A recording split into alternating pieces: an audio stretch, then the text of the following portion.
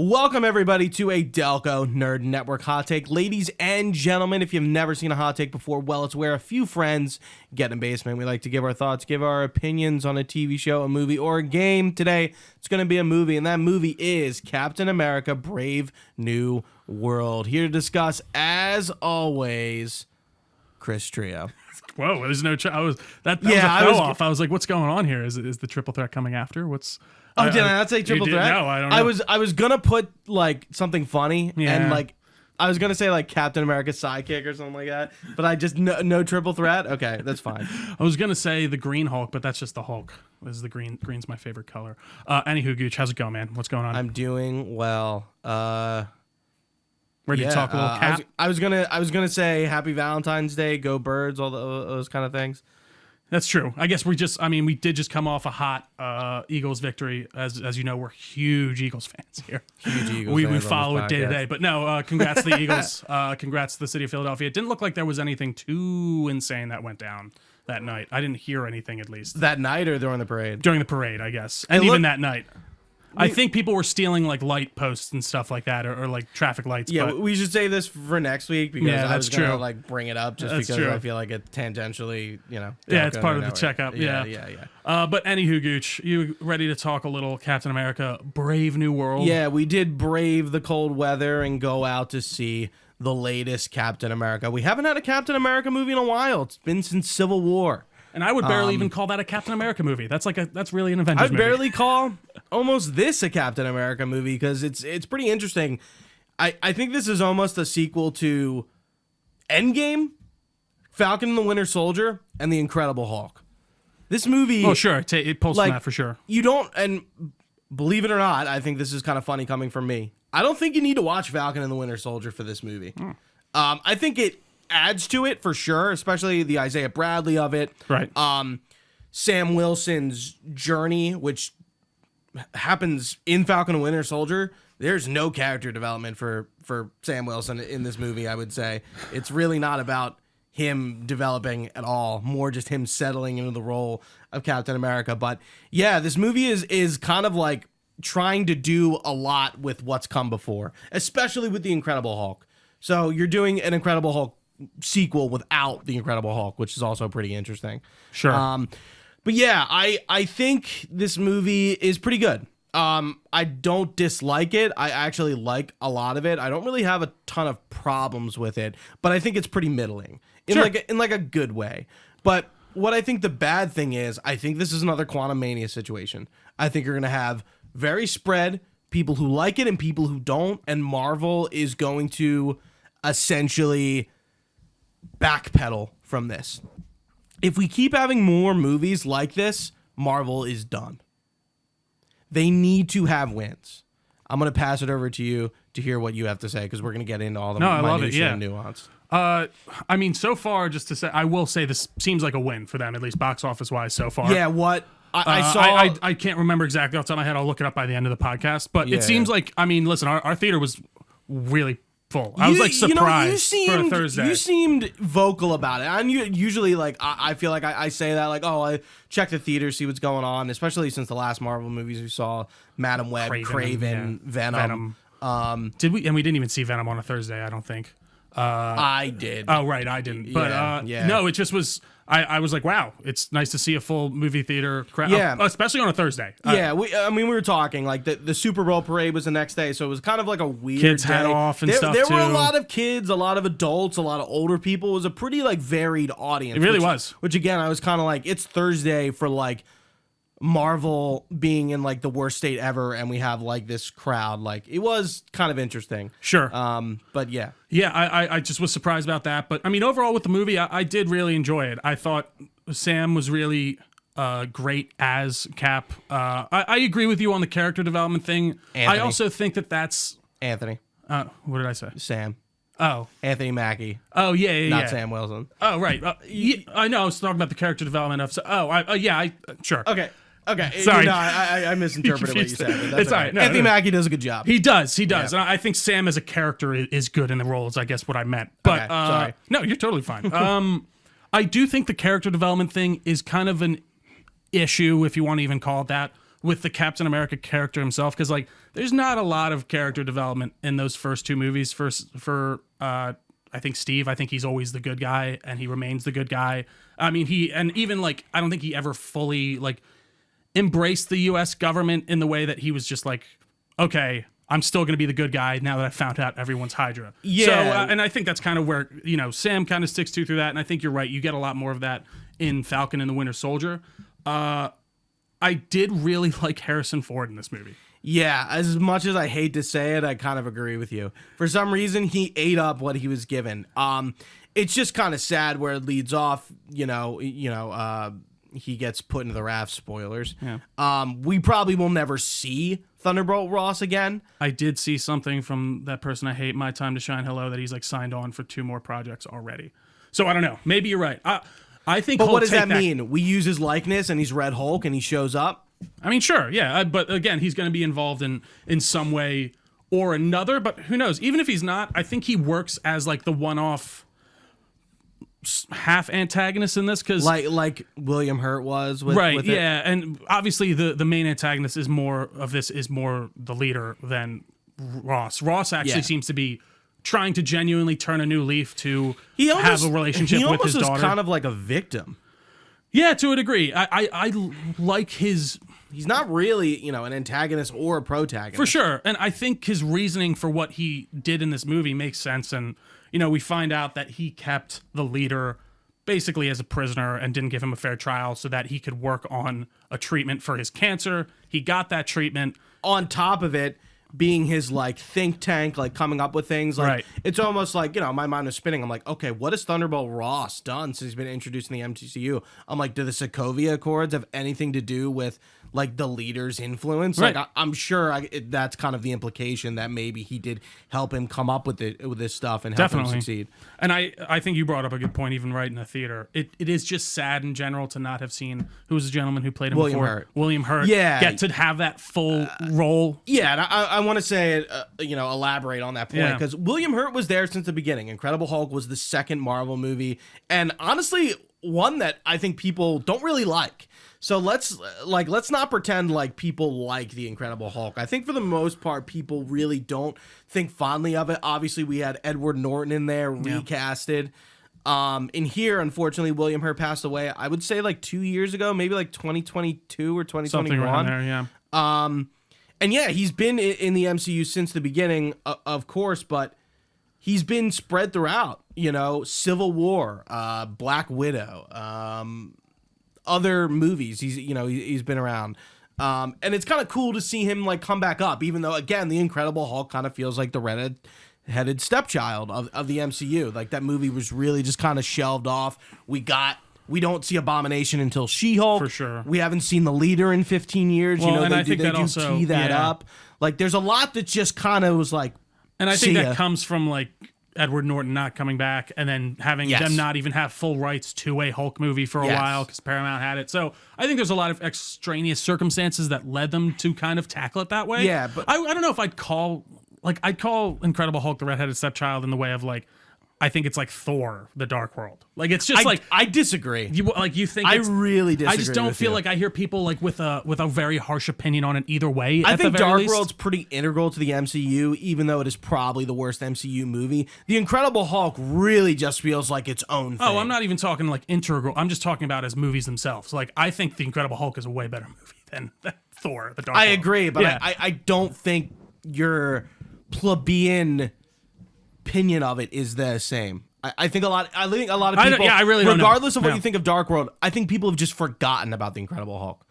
You think about it. We've known Mark Ruffalo in that role for so long. It'd be oh yeah, remember Incredible Hulk from 2007 with Edward Norton? And you go, oh yeah, right. It's not at the forefront of people's mind. That's kind of my point. Sure. I just don't even think your plebeians thinking about it that hard about any movie, to be honest. They're just going to see the movie. You know what I mean? Yeah, and it just sucks that William Hurt died and he was finally getting the full antagonist role. I mean, he's the antagonist in the Incredible Hulk, but he's been so integral to certain aspects of the MCU, so to see him come back and not be able to be him, right, not be able to reprise that role did suck. But I think Harrison Ford did a pretty good job. All in all, you know, the Red Hulk is like a lot different in the comics. It is Thaddeus Ross. But it's not like the leader doesn't have anything to do with it. Actually, in the comic he's introduced, it's kind of a mystery who the Red Hulk is. Yeah, and they kind of reveal it. Doesn't he wears like a? I think he wears like a. He gets the mustache when he's Red Hulk, or it's something weird. No, he doesn't. Or he wears a fake mustache when he's not. No, Ross has the mustache and it disappears when he's Red Hulk. But it's okay. Yeah, and it's a real mustache when he's Ross. Pretty confident. Why would it be a fake one? To throw people off. No, I know next to nothing about Red Hulk from the comics. I he even like Hulk in general. I just don't know much. And then they get into his powers. Like he is hot and he like absorbs kinetic energy, kind of like that Wakandan tech. I thought he's like leaking gamma radiation. That's why he's hot, or something like that. Like because that's why he's like burning off the gamma radiation. I don't think so. Again, I think it's just like because he's like holding in a lot of energy, so that's why he's hot. Interesting. Yeah, you know, you don't see him a lot. I've heard people. I don't know because there was some pretty extensive reshoots in this. I meant to look up like exactly what was involved about that. By the way. Yeah, he wasn't involved at the beginning, right? Yeah, and then he was introduced in the reshoots. I almost couldn't believe it because I was like, yeah, Sidewinder seemed pretty integral to the pod. By the way, the last time we heard about the Serpent Society or Serpent was when they revealed Winter Soldier as the Serpent Society. I think it was Captain America 3. I think that was originally going to be they named it a Serpent Society, but then it moved to Civil War. Because I was watching. No, it's Winter Soldier. I was watching a Mr. Sunday Movies like video about it yesterday. That was the original title for Civil War. No, it's Winter Soldier. I'll bet you like $100. That when they laid out the timeline for Captain America 3, like how they do it, it's Captain America Serpent Society. It's all right. We'll look it up later and decide. Winter Soldier was I don't even know why they did that. It seemed like to be a fake out. Winter Soldier was because it was going to be faked titled Serpent Society because I think they didn't want to reveal that they were doing Winter Soldier. I love you, Gooch, but you're wrong here because I just watched an entire video about this yesterday. Mr. Sunday Movies put out his Civil War. What's it called? His video, and he talked about how it was originally going to be Serpent Society. They were going to drop a mad bomb, and he was going to fight like Black Widow and a few other people. But then Feige was like, "No, we're doing Civil War. I want to do Civil War. We need to get Iron Man involved. I want this to be like an actual big thing because it was originally going to be just this small like kind of stupid thing with Serpent Society. But I'll accept if I'm wrong, and I'll go back to Mr. Sunday Movies and complain. I do think it's interesting to bring them in. I really don't know much about them from the comics at all. I think, neither do I. Giancarlo it's just really kind of chews up the scenery a lot. I like he's him exactly in the what he is. He's always him. Yeah. Thing you've seen him in. Yeah, I do think the plot itself though does have a few fridge moments where I was just like, I feel like we're just kind of running around to run around. I'm forgetting a specific moment that I thought about the other night, but. And some like weirdish dialogue, but I don't know, man. Overall, I think Joaquin Torres as a character is fine. You could take or leave. Yeah, I think every word that comes out of his mouth, I was like, we could have rewritten like everything he says. He kind of seems like a millennial, or like a Gen Z kind of character. Like just the way he talks, and like he's the new Falcon now. And I feel like there's some contrast to him versus Sam, similar to how it was with Steve and Sam. They're just definitely kind of a bit fundamentally different, if not different personalities. Same. Yeah, for sure. But you're for sure right that I think they're definitely trying to capture that same type of, a relationship. I did like his suit. I know. I think the green and Captain tan America or Falcon. Captain America's looks fine. I do like how they kind of explore even more like the thing of like should he take the super serum, and I really enjoyed that scene with Bucky. I was glad he showed up and just kind of had a chat with him. Yeah, like how could he not? Yeah, and I was kind of surprised he wasn't involved in this a little bit more. I kind of would have liked to see him be the Joaquin Torres role or whatever. Yeah, running for Congress, pretty interesting because it doesn't look like that's going to last too long. How the hell is he running for Congress? He's killed like all these people, and I guess people are getting too caught up on this. It's a comic book universe where he was what was it called? Mind controlled by the Russians for 100 years, and he came back and he was Captain America's best friend who he vouches for. Yeah, he's gonna be a member of Congress. Who cares? Thaddeus Ross is the president. He's Red Hulk. Like I don't know. This is I think, and I don't mean this towards you because I think you have a very reasonable thought process in a lot of these movies. I think we were talking about that one review clip that we saw earlier where like this is worse than Madam Web or whatever, and I just think I don't know what people are necessarily looking for out of these movies. What I was talking about, where like the fact that it's so middling, and you have people who like it, and you have people who don't, and then they're getting on a podcast and they're making a clip and they're saying, "Oh, like I honestly, I may like look up the clip just because like I don't even know what it was for. It was just talking about like this is more enjoyable to watch because it wasn't as boring or something. Yeah, like they that. I don't even want to give them like the name. Like it just felt very. I was like, I'll put someone on blast. No, I don't really. It just felt like a very like hot take to have a hot take. Right. It's basically, and it was saying that like Brave New World is a bad movie and Madam Web is a better movie than it. I'm like, because it's more fun to watch because it's worse. And you have to be kidding me. I don't know, like that. I think that is a byproduct of brain rot, truly. Like, but I just don't think they believe that. You know, I think that they are just saying that to get that clip out there and to get a good like. But the reaction. fact that like that is the conversation that's happening, it's a no like that is going to make Marvel make stupid decisions.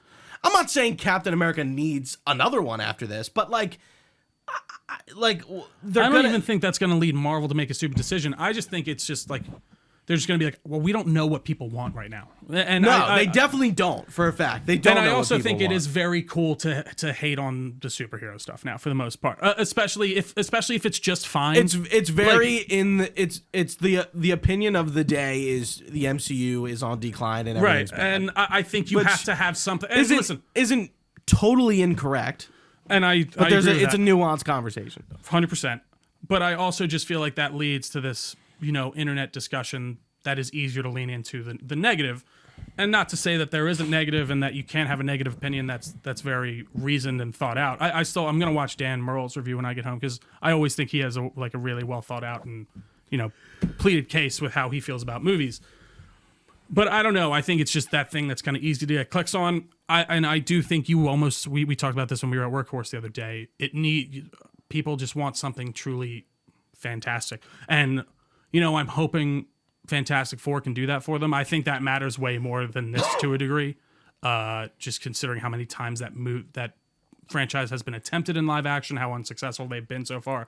And I do think there's this kind of run around now, people being like, actually, the Fantastic Four 2008 and those ones were pretty good. Actually, like look at the MCU and then look at it.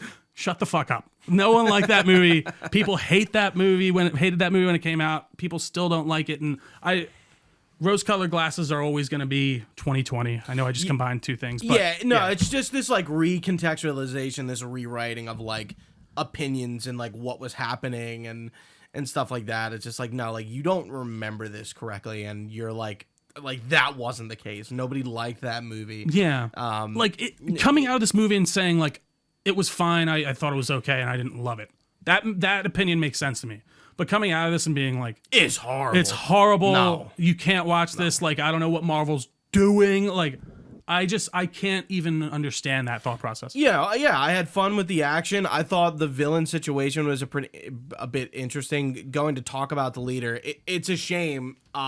He looks stupid, and I like the way he looks. I got that opinion.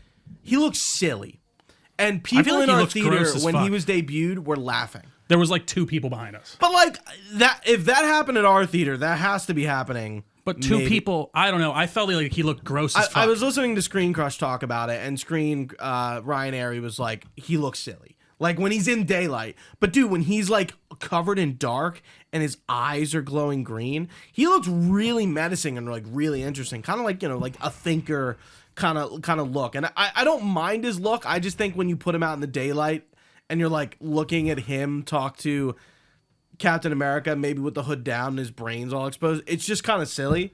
Like it just doesn't. It's a comic book movie. What else is he supposed to look like? Like his normal look is Megamind. He looks like a big-headed fuck. It's gonna look a little silly when you put it in direct sunlight, and he looks disgusting and weird. I don't know, like. Because then if you make him too like streamlined and militarized, people are like, he looks too like army style. Like why aren't they like playing? Look like his comic yeah, book what are we doing? So like I don't know, man. Yeah, I don't think the big head was the way to go. Right. But I would agree. I do actually agree with that assessment too. Like I do think he looks sillier in like direct sunlight than when he looks with his head. The green eyes were menacing when they first reveal him. Yeah. But I like, and going back to like him being the antagonist, I like how like when he calls Ross knows who he is. It's not a mystery who's behind the attack at the White House. And I like the way that Black Widow that character, yeah, that character remember her name. who is like Ross's like security analyst or something like that. Head of security. Think, yeah.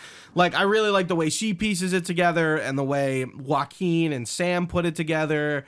And, and they go back to like the movie opens on ice in South America involving Serpent, and it kind of like it was like like they were never there, and it's like what's going on here? Right. It seems fishy, and it goes back to the leader and the way the leader's controlling people using like a song and like images to sort of mind control people temporarily, and that's how Isaiah Bradley gets into it. I love the Isaiah Bradley stuff. I thought that was pretty good. I thought that was great. I was kind of saying as we were coming out of the theater, if Marvel really needed a weird idea, I think doing a one-off like Isaiah Bradley like Korea War. I think it's called Korean like Black and White, that comic about Isaiah Bradley. I think adapting that would be pretty cool, and just kind of really doing, hey, we're gonna tell Isaiah Bradley's story, and maybe Isaiah is like telling it to somebody, and we're like flashing back, and like it would be interesting. But I think his inclusion is very good. I'm just gonna say that's an easy video game idea for them if they weren't already doing that Marvel versus Hydra one. I think that would be very cool. But I agree with you. I think his inclusion's great.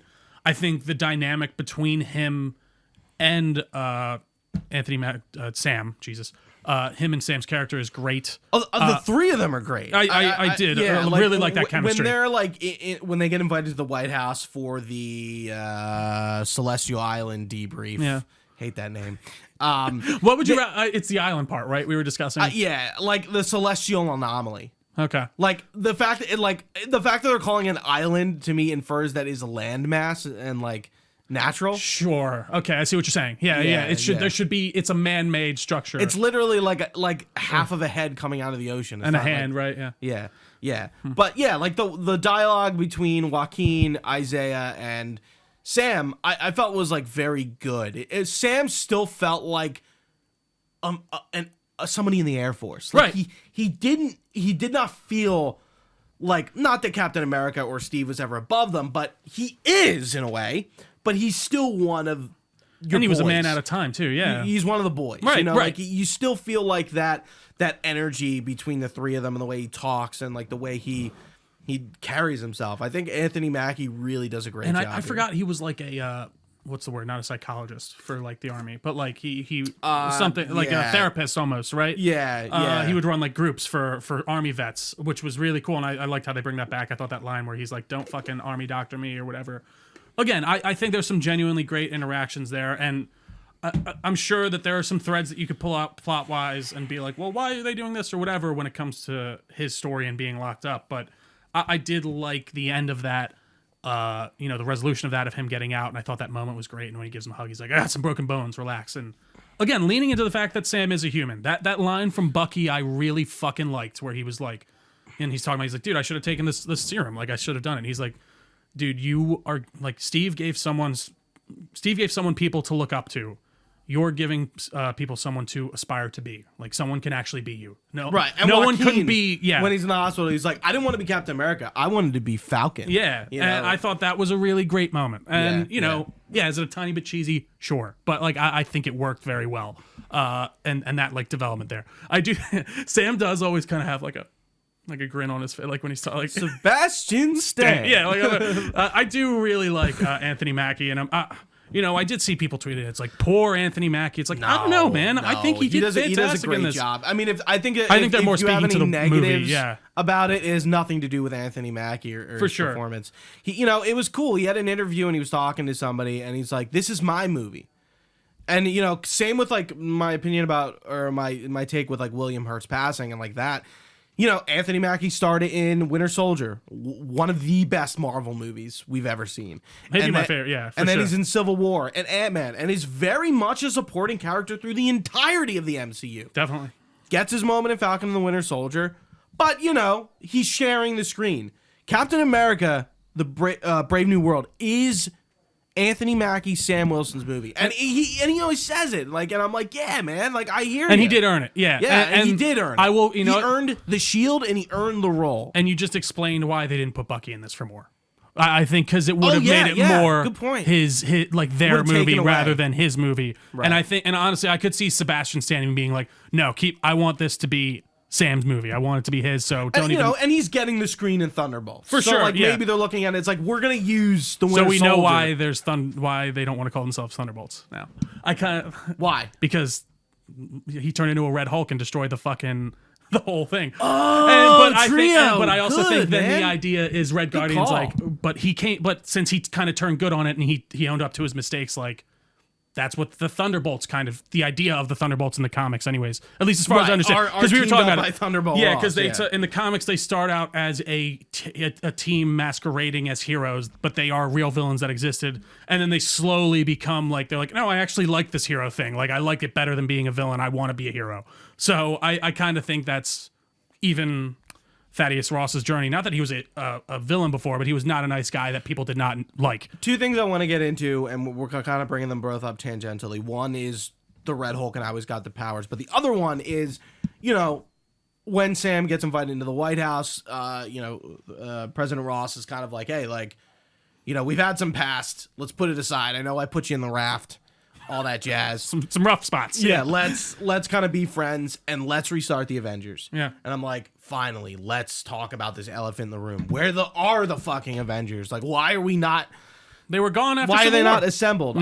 Yeah. I know, but like even after Thanos, like you think like they would be smart and like yeah, get they back just together. they seem to be. That's again when we talk about like we think, don't know. You think they'd be there for Wanda? They weren't. Right. Like it just seems like I hate that. I would love to map out one time like literally exactly where everyone is. Because like, where's the Hulk? Is he in space still, or is he back? He's back because we saw his son at the end of fucking She-Hulk. I just remembered how he has a son. Oh my god. Okay, sorry. We want to talk about Anyways, Scar. Yeah. We don't need to talk about Scar. Jesus Christ. Sorry, I didn't. We don't talk about yeah. it's like we don't talk about Bruno. We don't talk about Scar. Right.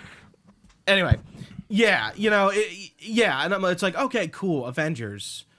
Captain America leading the Avengers makes sense, but it's kind of like, well, Sam is definitely working for the government, right? Like very wholeheartedly.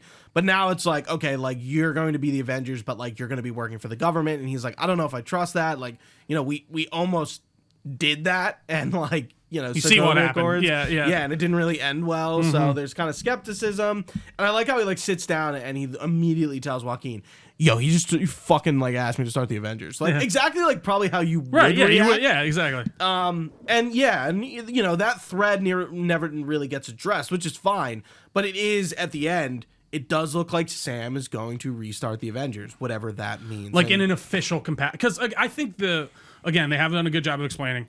But I think it's more just like everyone's just operating and like because they're obviously communicating some way because there's that scene at the end of Shang-Chi where like the Hulk is there and like they're all talking about the rings or whatever. Yeah, but that's like the only time that we have like a moment that it's like okay they seem to be still doing something. You think as responsible heroes they would recognize that they need to be in communication and again keep the Avengers around, but like that isn't really the case. It's kind of the same thing with S.H.I.E.L.D. Right. It's like why wouldn't S.H.I.E.L.D. or whoever's running S.H.I.E.L.D. or S.W.O.R.D. or whatever the fuck, Fury, Secret Invasion never happened, by the way. It's kind of integral to this too with Ritson and stuff like that. Totally thrown out. Who's Ross's VP too, by the way? Would be interesting to know because they're president. They're gonna decide that. To be honest, they don't know. I think they have it planned and it's going to be some big reveal. I kind of wish that was the end credit scene. I kind of thought it was because the end credit scene was the biggest nothing burger ever. Let's go get some people. Right? The leaders in the raft with Ross, Trish Walker, by the way, Hellcat from Jessica Jones. She's in there. There's a lot of people who are in the raft that I think we've forgotten about. But he's like. I'm super smart, multiverse. It's like, oh, thanks. Kevin Feige told me that at a press conference at Hall H at Comic-Con. Like, I didn't need you to tell me that. It would be different if this was the first time we'd heard about it. I think you're thinking about this from a person who follows every article about the MCU. Dude, like, I'm sorry. I actually disagree. No, I think the fact that we're leading to Secret Wars and Doomsday is very public knowledge. I don't think 90% of the people in our theater know what Secret Wars is.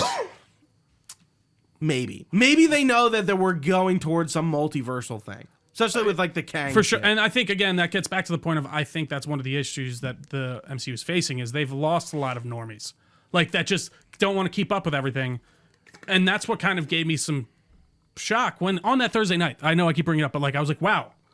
Like you said, there's old people, young people, like our age in there. It's pretty full for a Thursday night. It seems to be doing well this weekend. I'm going to look up the box office here in a minute. I was like, wow, that's actually very cool to see. That gave me a little bit of hope in the way of like, I don't know, I think people were excited for it. Maybe it's more also they have it off that weekend, but we'll see. I'm really curious to see how the full weekend box office rolls out. Yeah. It's interesting, just to tie up the Avengers point, it's going to be interesting to see like kind of what happens there. If we're going to get young Avengers, if, who's going to be in the Avengers, who's left, there's a lot of questions there. But the other thing I wanted to talk about was how Ross gets his powers. And Trio mentioned it earlier about, I guess, Ross's heart condition. Not really cancer, just some sort of thing where he was, like, on the cusp of death. I thought he said he did have cancer, but it doesn't matter. No. Yeah. It's just he had, like, a heart issue, essentially. Gotcha. And basically he, as Trio said, he recruits Samuel Stearns to help him out with that. And while he's helping him with that, he's dosing him with gamma radiation, and he's sort of secretly creating a monster. And I really like how they decided to, like, again, make Ross somewhat of a victim, somebody who's trying to redeem himself, but also a bad guy because he's using this guy. Establish a relationship with my daughter Betty. I just want to see Betty. Yeah. I don't really like the way they like talk about that, or like he brings it up. It's like my daughter Betty. It's like sure. Yeah. Again, we have to remember because we haven't seen Liv Tyler as Betty Ross since The Incredible Hulk, and she does return, and I think her cameo is pretty cool. And when they talk on the phone, I'm fine with all that for sure. Yeah, and I just think it's interesting how they do the Red Hulk and like his powers come out, at the end of the movie, one single time for big hoorah. CGI looks great. I think Red Hulk looks better than regular Hulk. I think it's the way his body type is. Well, he matches his body. Yeah, he looks a little taller and not as like hunched over. Like he's like he looks like Harrison Ford. I think so. Yeah. I think Hulk is a little bit more. The body type is different. Well, and that's what I think the body type of Hulk matches Mark Ruffalo a little bit more. I think he's a bit more stocky and short. You know what I mean? Whereas Harrison Ford, especially when he's young, he was a tall, good-looking dude. Not that Mark Ruffalo isn't a good-looking dude, but I agree with you, dude. I think he looked fantastic. And listen, man, Ford commits. That one scene when he almost turns on the ship was really good. I like that where he's like fighting it and like his eyes are glowing green and he's like grabbing the pipes and stuff. I'm glad you brought that up because the whole Japanese plot line was a bit odd. Yeah, for sure. I mean, just that I'm fine with the Japanese diplomat and the fact that like, hey, they're making the Osaki and Ross Accords essentially to like share the adamantium. Oh yeah, adamantium's introduced in this movie. I forgot. That's the first time we've ever heard about it in the MCU. So. Yeah. I mean, I didn't forget, but it's just like it's very throwaway. Even more indestructible than vibranium. Yeah. I fucking hate that line so much. You can't be more indestructible. Sorry. No, it's okay. It's okay. But like, the Japanese have like ships and a military, and I'm like, no, they don't. So I think they have I was looking it up after. They seem to have like a small force, but again, they wouldn't go to like war with like the US. The Japanese have like trained Air Force pilots. The Japanese, I was like, I'm like, if you know anything about history, after World War II, the Japanese army was dissolved, and eventually what comes around is the Japanese Self-Defense Force, which is the JSDF. JASDF. I'm literally looking at it right now. That's funny. Yeah, and the Japanese have some sort of standing army, but it is not very big. So they do. They do. Well, like exactly what you just said. But like I've never, it's funny, in any modern movie I've never seen like anything like I've seen in this movie. I just found it like hard to believe. Where it's just like, would the Japanese like go to war with the Japanese? Do you know what with what? So it's the we three be people going to war with the Japan. Well, the funny thing is here, the three people who are the treaty part is the part that I feel like I had the fridge moments about the most. But it's the three governments that involved are France, U.S., and Japan in this treaty to like dolly up the adamantium that is found within the Celestial. That's not who from the Eternals. That is not who it would be in real life. You know who it would be? It would be the U.S., Russia, China, and Britain. Yeah, maybe Britain. Yeah. But those would be the people involved. But we can't do that right now because of political shit. But if this was the 80s, those people would be the enemies in the movie. So I agree with you on that, Gooch. I did think that part was like, okay, you just got to go with it on that one. Yeah, I'm like, this is a bit weird. Yeah. But I did kind of like, the Japanese fighter pilots talking in Japanese to each other. It sounded pretty cool. I think that whole action scene was my favorite one. Yeah. And I kind of actually would have loved it if they lent a little bit more into the Air Force of it all. I get why they got...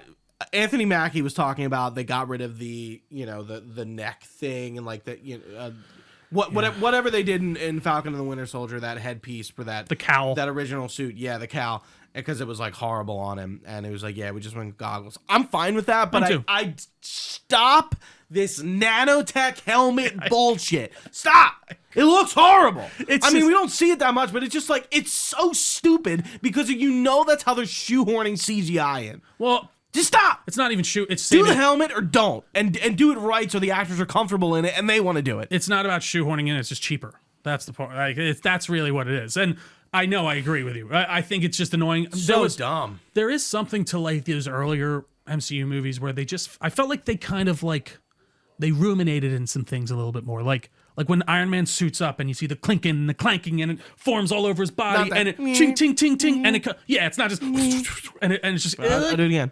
Come on, I want to bathe in it a little bit more. Yeah, you know what I mean? Feel that suit. And I don't necessarily because a lot of that's done with CGI. You can do more realistic kind of like clunky stuff that feels a bit more weighty with it. But just when it's like, I'm just tired of everything. Oh, it's Wakandan technology, right? You know, with the Black Panther, like in his wings, kinetic energy, and then it dishes it back out. I'm fine with that, but it's just like, does everyone have Wakandan tech? I would have liked everybody does. Like, I guess I kind of get it, but it's getting old. I would have liked it more if the U.S. government came up with it, some type of tech for him to use in his wings. I do think they do a good job of the wings are cool, by the way, and they use them. I like the wings. They use them believably to the point where he's using them to stop himself from getting hit. And those are kind of his like protection in a lot of ways because he's a human being. And I love the use of Red Wing and Red Wing with the shield. Yeah, and it's flying around. Like, it's good. That was really cool. I thought there was a lot of interesting ideas, especially with that stuff. I totally agree. Yeah. Action. I think there were some like fight scenes where I was like, "There's 8 too many cuts here," especially that first scene. Yeah, I was like the first scene, which was I guess a reshoot. Yeah, I was like, let's rein that in. But I did like his suit better by the end, actually. I like once they got rid of the white. You know what's funny? I remember what it looks like, but at the same time, I like don't. It's more civil. It's more Winter Soldier-ish. No, I would say Age of Ultron. Maybe the colors aren't as prominent. It just felt like there was fucking phenomenal. Oh, it's the best. Well, I think actually Civil War is my. What's the one with the chainmail? I can't remember. I think it's Civil War. That's my favorite one. Civil War, or it might even just be Endgame. Yeah, those suits are great, but just get rid of the CGI. It's like Transformium, like when they get to that point in the Transformers movies where they just turn into a massive combining weapon. Suit. Oh, okay. I mean, that one still looks good. Yeah, I'm trying to remember. So I think Endgame is that one, but he just has the chainmail on the chest. God, that suit looks so good. It's so funny Ultron. How much better the Captain America suit looks with a fucking strap on the chin. Yeah, it's the Age of Ultron suit. Is the Age of Ultron? I mean, it's colored slightly differently, but like, hold on. Come on, dude. But that suit is sick. I mean, the colors pop. It's perfect. We're just googling Age of Ultron. Chainmail in that one. Though. Yeah. So the chainmail. You're right. Yeah, I think it's Endgame. Yeah, but either way though, that does. I mean, it looks fantastic. I'm trying to think, Gucci. Anything else on Brave New World? We are right. The chainmail is Endgame. Right. Yeah. I mean, or the scales. I guess. Oh yeah, scale. Yeah. No, we talked about what was the box office. 100 mil for the month. Yeah, let's see. Well, 100 million for the box for the 4-day weekend. Budget was like 180 something like that. Yeah. Actually, I don't know. Maybe. Yeah. No, I think it was 180. So it didn't make profit. But that's not. I mean, I don't think it's gonna make double. Do you think? I mean, that's really good. I mean, that's like so. Wolverine and Deadpool was 140 opening weekend, so and that was really good.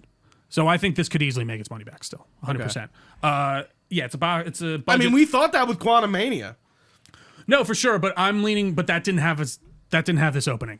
I think that like was from the beginning. Like soft. This isn't good. So I think this is a stronger start. Could it totally tank in the second week? Could word of mouth like fuck it up? 100%. And it could definitely not reach that. Yeah, I mean, word of mouth saying, "Oh, Madam Web was better." Yeah. You know, that's the fucking problem. I think it's well within reach for them to make that back. Could it nosedive? Yes, 100%. So what's next for Marvel? Next up, Daredevil. Sure, Born I was Again. thinking movie. Yeah, but Born Again will be next. And they're doing that week by week? I believe so. I wouldn't be surprised if they're releasing like 2 episodes at first and then going. I from hope there. they don't. Just do one at a time, man. That's my favorite way to do it. I like having 2 or 3 to start, and then you do a weekly after it, because I think then you still get the build up, but then you get a good little like startup with the first ones. I don't know, but I agree with you though. I'd rather it be weekly. And then after that, yeah, it's Thunderbolts, which I am very excited for. Like that's yeah. You notice they changed the font. Yeah, they made it thicker. Yeah, which is interesting. Why. Usually, that's pretty drastic change, but yeah, Thunderbolts will be interesting. I mean, we got a trailer at the Super Bowl. Taskmaster looks like is going to be killed, just like Slipknot in the first Suicide Squad movie. It would be really funny if she didn't. Like if she was there the whole time. I mean, we're never gonna see her face, definitely. But just the cast in that, man. Like, I really think they could do something great.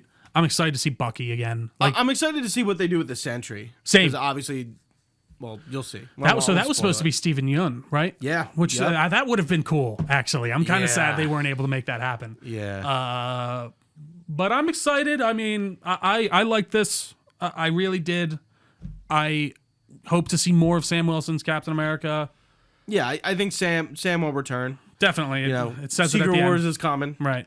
Especially with the threat that he gets from Stearns, maybe that is also the kickstart to the Avengers to be like, we need to combat this multiversal threat. But who knows? It's like what time do we even have to establish the Avengers? Like, when's that going to happen? In what? Off screen. Yeah, unfortunately. But I don't know. I don't know if I necessarily need to see the reformation. Like, we saw the first one. I want to.